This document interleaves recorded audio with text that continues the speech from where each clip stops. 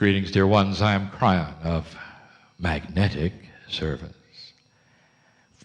Why would an angelic entity from the other side of the veil choose that name? It's an odd name. The very name Cryon is an odd name. That's not my name. It's the vibration in the air that I wanted you to hear when you pronounce it, so that your perception would be a certain way. We didn't want the perception to be too fluffy, you see, for then we would be accepted or rejected immediately by a certain strata of those who like or don't like fluffy.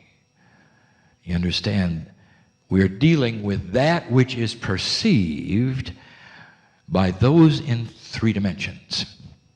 And a three-dimensional world it is, and it is even for those who are the highest-minded thinkers that are human, who are the highest-minded thinkers that are human beings. You cannot help it. It is honored, but it makes it harder. It makes it harder for you. For you constantly are trying to see a multi-dimensional universe using linear three-dimensional laws. If not laws, then rules. If not rules, then perceptions. If not perceptions, then you just think it's the way it has to work. And the perceptions then drive, if not control, the ideas that you feel should be looked into, or the what-ifs that might be. And if you would trace some of those high-minded what-ifs right back to the source of why you ask, you will find that they're all biased. Biased in three dimensions. And you can't help it, for it is your reality. Universe is art, which isn't. It's simply energy you cannot see in 3D. And it's expanding at a faster rate than the equations in 3D say it should when you look at mass. And that ought to tell you something's happening. It ought to tell you something that is out of the realm of what you would expect, perhaps even out of 3D. Perhaps not even explainable by what you know. So I will again say it, for this is old information that I have carried around, and the reason it is not on the mouths of the physicists is because it is not seeable yet. But indeed, there are those who would project the possibilities of it, for they are starting to ask the question about what is energy in the universe that you can't see. Could it be that it is coming from somewhere else? And then you get into conjecture, and I will tell you this. That which created what you have considered to be the Big Bang was a collision, if you wish to call it that, between what we would term as membranes of dimensions. Your universe coexists with other dimensional realities. Postured and sitting within what you think is 3D is a whole scheme of other dimensions that overlap. They don't interfere, but occasionally the membrane gets close enough to affect it energetically, and it pulls upon yours and creates energy that doesn't add up in 3D. You are expanding at a greater rate because there is a dimensional overlap that's pulling it that way. Eventually, it'll get to the place where it will pull it faster and faster. That's verifiable, by the way. And over billions of years, another universe will be created of yours. And you will have, in another realm, another Big Bang. Of course, there is no such thing. You don't get something from nothing. In the beginning, at least, there had to be energy. Rather than just saying there was energy that all of a sudden went from nothing to everything, doesn't it make more sense to you, even in 3D, to think that just maybe, perhaps, there was something already there, a beautiful system, perhaps it was elegant, perhaps it was not in 3D, and when the membrane came close to that which was energy ready to erupt, yours was created. The universe had the beginning due to a dimensional shift. Hard to think about. No beginning at all, just a change of energy from something that already was there. And then you have to say to yourself, well, what was the beginning of that? And we say, oh, how human of you There was no how human of you. There was no beginning. It's in a circle. Guess what else is in a circle? And this you won't understand. You can't. It won't make sense. It's out of linearity. Time. I'll tell you. What's going to happen in your future that remains to you as a potential will change what happens right now. It pulls upon you. That is why we are so safe to say to you the potential of your civilization on the planet at the moment is positive. For the future, which you think has not happened yet, but in a potential quantum way exists, is pulling you toward it. If that's the case, is it possible that your present is pulling on the past? There are physicists who are starting to experiment with that very thing. Time is in a circle. It tells you something. That the potentials are asked the question, is it possible time goes in both directions? It does. And the irony is that the good doctor who sits here has a device that proves it. Oh, he's doing it in a very small way. But what he's doing creates dimensional membrane shift. The dimensions move together to create information to cellular structure. Is it possible that the human body is a reflection of the universe? Is it possible so as above, below? And to what extent? And the answer is yes and yes.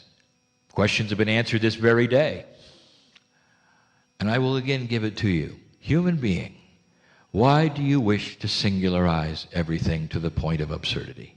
You say at the middle of your galaxy there is a singularity. You're aware that in 3D a singularity is impossible, and yet you say there is one. Why do you ignore the physics that you know? Do you realize that all the laws of physics that you paste upon 3D come in pairs? We've told you that the missing two, to bring it to 6, are a strong and weak interdimensional force. Well, when you have strong and weak and all the other forces, why do you look at the middle of your galaxy with the most profound energy that is there and say there is one thing? That's a bias. Do you understand? There are two, a strong and a weak, a push and pull source. And what do they push and pull? And I will tell you, first of all, they don't go into nothing. They're all connected to the other centers of every galaxy in the universe. What do they push and pull? Light? The universe. What do they push and pull? Light? No. That's your 3D perception. Is there gravity there that you can't understand? Of course there is. By the way, gravity is an interdimensional force. You knew that. So is magnetism. I am the magnetic master. Magnetism, gravity, and light. Even time. All multidimensional. What is it they're pushing and pulling? And I will tell you, and you're not going to understand it.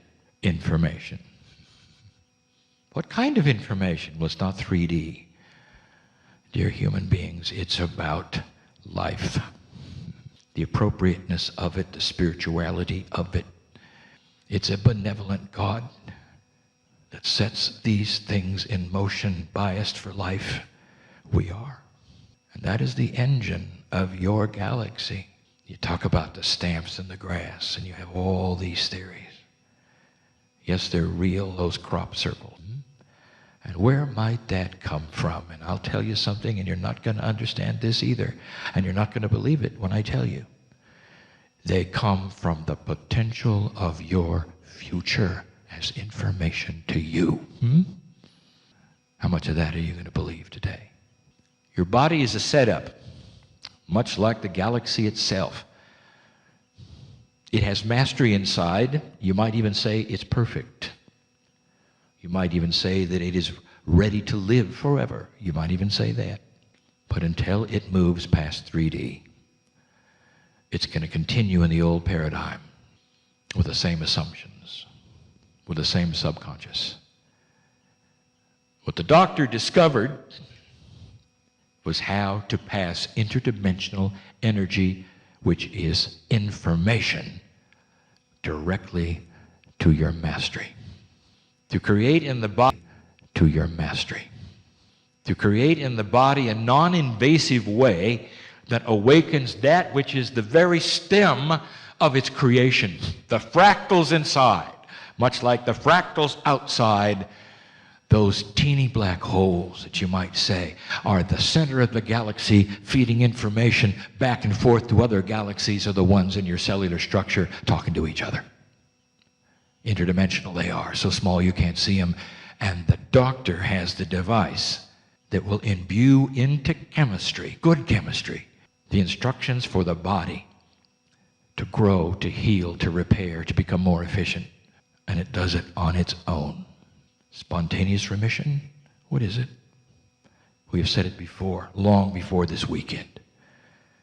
It is the human body at its best. Miracles, what are they? It is a change degree that when they touch the hem of the Master's garment, they know they will be healed. And the power is not in the garment, but in the perception that they'll be healed. What is it you can do?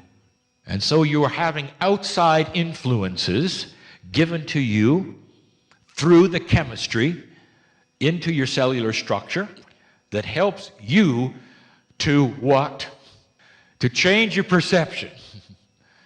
And the perception is not necessarily in your consciousness, it is the perception of the receptors of the cells. That is to say, they now know what they did not think was possible. Can a cell think? As above, below. There is consciousness with every cell. Automatic, you think. Permanent, you think. It is not. It is changeable, and you're seeing it changed. That is the invention of the century. And you sit in the place. And you sit in the place of Yah-Yi, who has given it to you. It's not over yet. There's more. And he's going to give you more. We celebrate the latest research, and with this we close. What does it tell you? When you can imbue information into chemistry, give it to a human being, and target it at an organ. What does it tell you when the organ sees it, responds, and does the impossible? What does it tell you when you can actually talk to those which are the stem creation of the cellular structure to repair itself, to change its shape, to renew? It has to tell you there is an intelligence inside. Every single cell, every single organ, ready for you to do many things with it, including instruct it yourself. Talk to it yourself. You can't come here and walk out with pills and just say, well, now I'll let you. That these pills have the instructions, and that intent collects and actually creates belief. You do it with it. Someday studies will be done on the gematria of products will show the difference between belief and non-belief. They'll all have an effect, but the ones that are using it with intent will be double the ones that don't know anything about it. It'll be the first of that kind of an experiment, the first of that kind of the results, which shows that the human mind, with perception, actually can control the efficacy of the chemistry that is put in and what happens afterwards. But you knew that, didn't you? I talked to a very informed group with good minds, willing to stretch them. And I hope I've done a little bit of stretching for you today. And so it is. And so it is. And so it is.